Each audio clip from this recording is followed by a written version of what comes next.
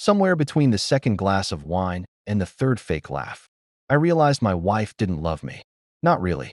Not the way someone should love their partner. Not with respect, not with pride. She loved what I did for her image. She loved how I made her life easier. But me? I was just convenient. My name is Daniel Holt. I live in Charleston, South Carolina. I'm a civil engineer by trade, not flashy, not rich, but dependable, reliable. I used to think those were good things. I've been married to Kara for 4 years. She's beautiful, smart, and terrifyingly good at social games. What I didn't realize until recently was that to her, I was just another chess piece, one that served a purpose. But last night, she made it crystal clear.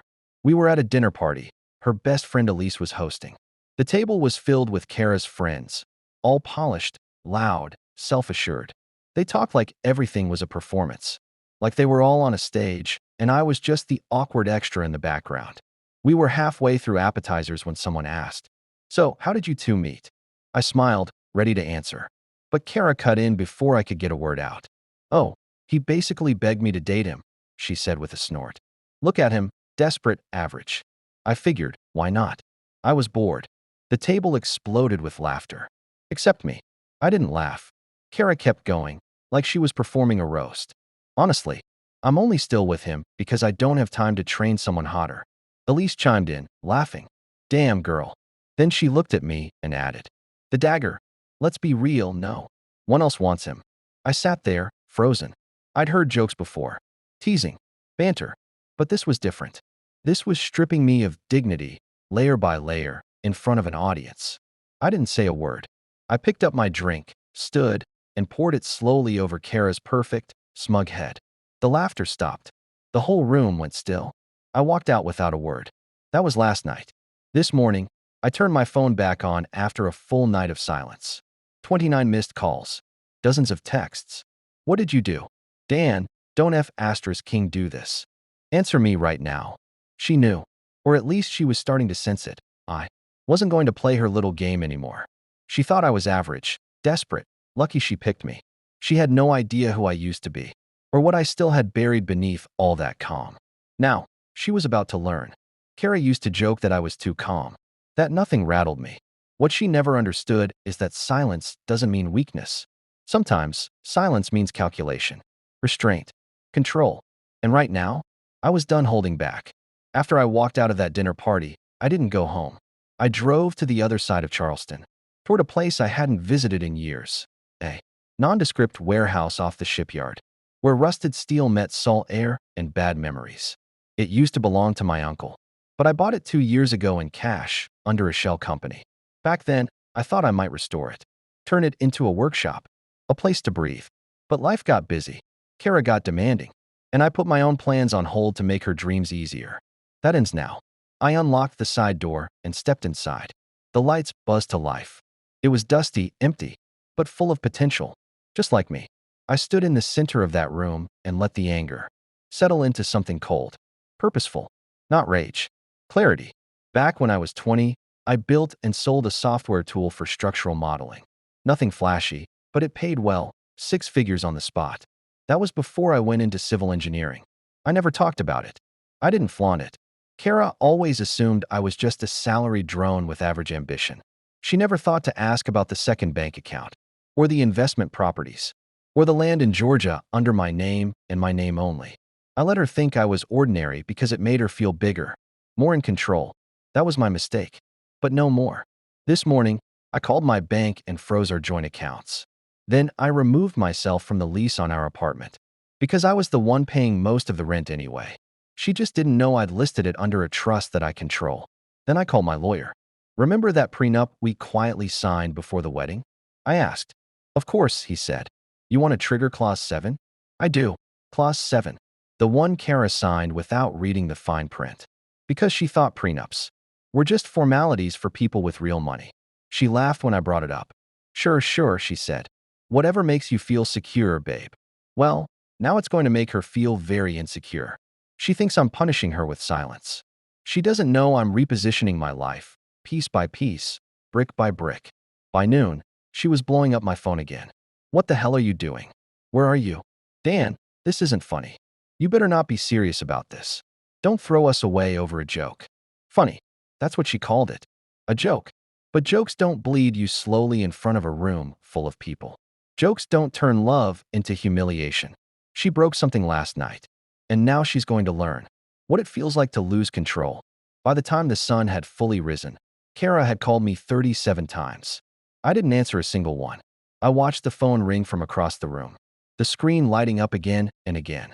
It buzzed like a bomb waiting to go off, except I was the one who had already lit the fuse. Around 10 a.m., she switched tactics. The call stopped. The text started. Dan, please call me. We need to talk. I didn't mean any of it seriously. It was just jokes, babe. You know how my friends are. You're overreacting. You're really going to ruin our marriage over some playful teasing. Playful teasing. Is that what public emasculation is now? Kara always had a way of spinning things. Charming. Manipulative, soft when she needed to be. But I'd seen behind the curtain now.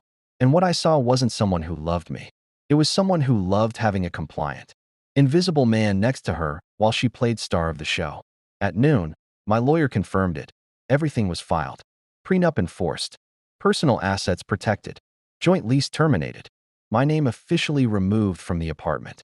And because I paid the full deposit, I'd already received the reimbursement check.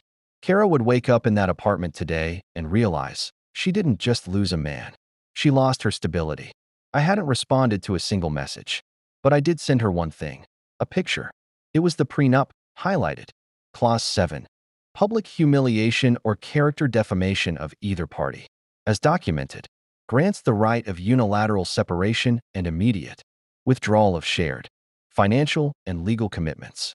Her reply came within 60 seconds. What the hell is this? You're seriously doing this over a dinner party? I was joking. You're being insane. Insane. That was rich coming from the woman who dumped a man's dignity on the dinner table like it was cheap wine. She was spiraling now. I could feel it in every message. Her confidence, the arrogant smirk, the knowing tone, was unraveling. This was unfamiliar territory for her. I used to bend, apologize, shrink myself to keep the peace. But silence has a different weight when it comes from a man who's finally done begging. Around 2 p.m., she sent one more message. I just got off the phone with Elise. What did you tell her? She's pissed at me now. She said I went too far, that you were humiliated. She was just now realizing how she looked in front of her own friends, the very people she was trying to impress. Elise, her best friend, the one who threw in that final jab about no one else wanting me, apparently wasn't so amused now. Maybe because she saw the cracks. Maybe because she saw how calmly I walked away, without a scene, without anger. Because sometimes, the scariest man in the room is the one who doesn't shout, just disappears and lets the world feel his absence. She called again. I let it ring. I wasn't done yet. By evening, Kara had shifted into full-on panic mode. Her texts weren't demanding anymore. They were different, hesitant, drenched in forced sweetness, like someone trying to put toothpaste back into a torn tube. Daniel, baby, can we just talk? Come home, please. Let's forget last night ever happened. I'll cook your favorite dinner. Don't let one stupid night erase everything we've built. Everything we've built? I built this. Quietly, while she performed for crowds. I laid every brick, paved every path, gave her comfort and loyalty and time she never earned. She just decorated the surface and called it hers. At 6:47 p.m., she finally left a voicemail. Hey, Dan, it's me. Look, I get it, okay? I messed up. I got carried away. You know how I get around the girls. I just say dumb stuff sometimes. I didn't mean any of it. You're not average. Hear you. And I love you. I really do. Just come home, okay? Let's just talk. I didn't respond. Instead, I uploaded a file. It was a video, one Elise had sent me, surprisingly. Apparently, she'd started to feel guilty when she saw the backlash online. Because what Kara didn't know was that someone at that dinner party recorded everything. Her voice, her tone, every word of it. The way the whole table laughed at me like I was a living joke. The video hit social media just before dinner. I didn't post it. I didn't need to. People talk. People share. Especially when karma has good lighting and crystal clear audio. By 8 p.m., my phone exploded again. But not from Kara.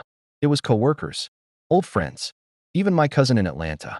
Bro, this the wife you told me was private and sweet. Saw the vid. Damn, you handled that like a king. My guy. Poured a drink over her head and bounced. Iconic. I hadn't wanted it to go viral. But I wasn't mad, either. At 8:23 p.m., Kara called again, FaceTime this time. I let it ring. She tried again, and again, until finally, she sent a message that wasn't sweet. It was scared. Daniel, what did you do? Why is this video everywhere? Make it stop. I swear to God, don't King do this to me. But I wasn't doing anything to her. She did it to herself. I just stopped protecting her from the consequences. At 9:12 p.m., I checked into a condo I'd owned for years, one she never even knew existed. The view overlooked the water. Quiet, clean, my name on the deed, my piece in every corner. I made dinner for myself. Steak, whiskey, jazz in the background. And as the first bite hit my tongue, I felt something I hadn't in years. Freedom. She wanted the spotlight. She got it. Now let her feel the silence without me in it. Tomorrow, the real fun begins. By the next morning, the video had crossed 500,000 views. Comments flooded in from everywhere. This man didn't raise his voice. He just raised his standards. That average man paid the bills while she clowned him. Now she's crying. Lesson of the day. Don't humiliate someone who knows how to walk away. Her name was trending locally. Someone had tagged her job in the replies. I didn't condone that, but I didn't stop it either. I wasn't controlling the storm. I was just watching it from a distance, coffee in hand, peace in my chest. At 10 a.m., Kara showed up at my condo. I didn't answer the door. She pounded on it, crying, pleading. I watched from the camera feed on my phone as she slumped down, her makeup smeared. Her hair tangled in a messy knot that no longer screamed confidence, only desperation. Daniel, she sobbed. Talk to me. Please. I didn't mean it.